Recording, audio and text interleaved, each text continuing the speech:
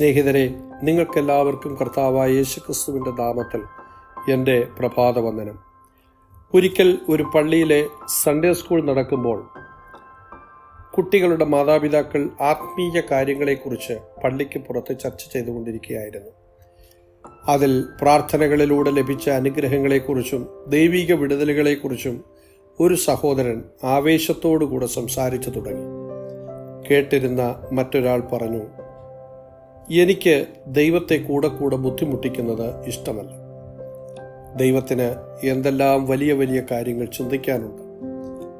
യുദ്ധങ്ങൾ, ഭൂമിയിൽ നടക്കുന്ന ഭൂകമ്പങ്ങൾ, കടൽക്ഷോഭങ്ങൾ, അങ്ങനെ എന്തെല്ലാം വലിയ കാര്യങ്ങൾ. കർത്താവ് വളരെ തിരക്കായിരിക്കും. എല്ലാത്തിനും നാം ദൈവത്തെ ശല്യപ്പെടുത്തുന്നത് ശരിയല്ല.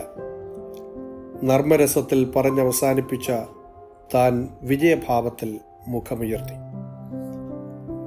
പലരും കരുതുന്നത് നമുക്ക് കഴിയാത്തത് ദൈവത്തിൻ്റെ കയ്യിൽ കൊടുക്കാം.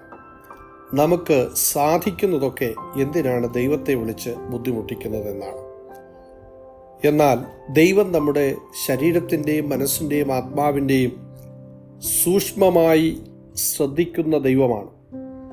ചെറുതും വലുതുമായ എല്ലാ ആവശ്യങ്ങളിലും ദൈവത്തിൻ്റെ നിരീക്ഷണവും നിരന്തരമായ ഇടപെടലുകളും ഉണ്ടെന്നാണ് ദൈവവചനം നമ്മെ പഠിപ്പിക്കുന്നത്.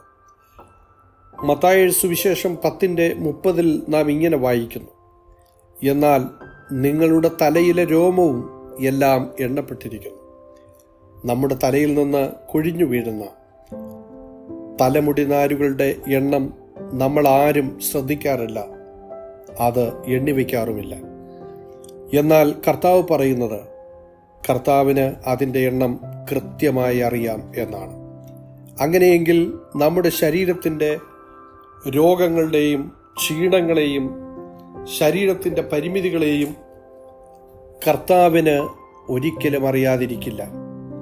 ഈ ശരീരത്തിൻ്റെ നിലനിൽപ്പിന് വേണ്ടതെന്തെന്ന് കർത്താവ് കാണാതിരിക്കില്ല.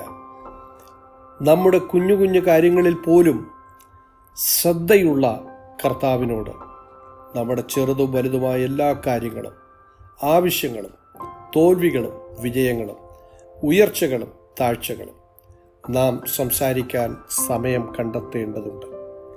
സ്നേഹിതരെ, നമ്മുടെ ഒരു ദിവസത്തിൻ്റെ പ്രാരംഭ സമയം കർത്താവിനോടുകൂടെ സംസാരിക്കാൻ നമുക്ക് തീരുമാനിക്കാം. ചെറുതും വലുതുമായ എല്ലാ കാര്യങ്ങളിലും, എല്ലാ ആവശ്യങ്ങളിലും കർത്താവിൽ നമുക്ക് ആശ്രയിക്കുന്നവരാകാം.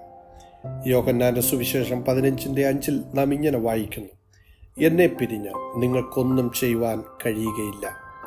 ഒരു കൊച്ചുകുഞ്ഞ് തൻ്റെ മാതാപിതാക്കളിൽ ആശ്രയിക്കുന്നത് പോലെ കർത്താവിൽ എല്ലാറ്റിനും നമുക്ക് ആശ്രയിക്കുന്നവരാകാം. ദൈവം നിങ്ങളെ അനുഗ്രഹിക്കട്ടെ.